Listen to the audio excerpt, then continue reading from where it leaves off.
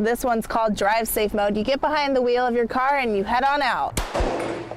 Here at the Albany Rifle and Pistol Club, but at McCormick Elementary School, the administration is saying no way. And the police department wants its officers to carry guns. Their crews say this mop-up process is expected to be done in 2 or 3 days. Witnesses say McCormick was seen at this U.S. market. Bad news is, yes, it could happen here. The good news is you're more likely to win the lottery 5 times over. Each year, the National Highway Safety Administration says more than 1 million car crashes are caused from people texting while driving.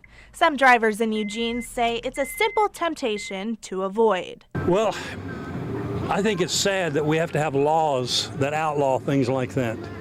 That should be a natural thing that people do, and that's use their heads. You know, I knew of a girl who died texting and driving, and that was a wake-up call because I think like a lot of people, I did it a lot, you know, and that was what really kind of opened my eyes to it, and it's just not worth it, you know, people can wait. For those who still can't resist, there are some new apps to keep you from picking up the phone while you're behind the wheel. A few popular ones: Drive Safely, Drive Safe Mode, Safe Cell, and Text Smart. So here's how one of these apps works. This one's called Drive Safe Mode. You get behind the wheel of your car and you head on out. Once your car hits over 25 miles per hour, the app enables and you can't do anything on your phone, no texts or phone calls. Another app, Drive Mode, alerts your recipient.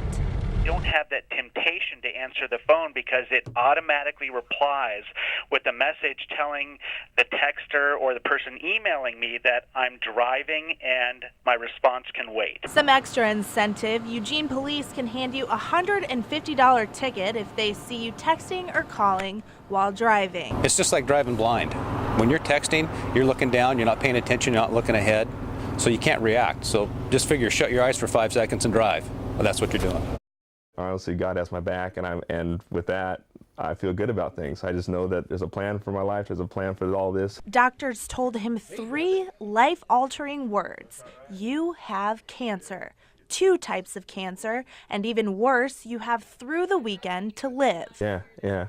But it's been 3 years. I know, which is great, right? And now Williams is a living miracle and still living with one of the cancer types. Well, for me, I realize I'm living on borrowed time, and so I want to make a much of an impact with kids as I can, because I realize life is short, you know, and so things that used to matter don't matter as much anymore, and helping people is high on my list right now. So he dropped his money-making jobs and turned to giving back, and with a smile on his face. Dave is now a youth pastor at University Fellowship and also works for Hosea Services. Because I realized, wow, I've been living for the wrong things, you know, and if I were to die, what would they say about me then? I mean, it was, oh, he was a nice guy, he owned a couple of businesses, you know. I mean, when I leave today, or when I do eventually pass, at least I know that there's some people that have better lives because I was a part of it. He says the hardest part is knowing he may not be around to walk his daughter down the aisle or watch his son become a man.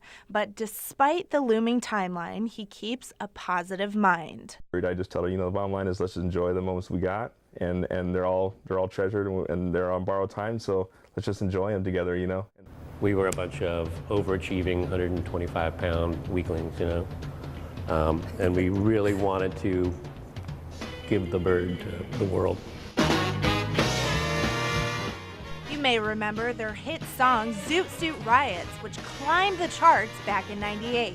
This was one of our first shows. It took place at the old Mediterranean Cafe, which is at 412 Pearl Street. We were all U of O dropouts, pretty much, the whole crew that I used to run with when the Daddies started. After 10 years of rocking around the country, Dan and the guys were still touring around the country in a pickup truck and a van, about to call it quits. We had recorded Zoot Suit Riot and a few other songs, and they were almost written as a lark, you know, because they're really way more pop than anything we'd done prior.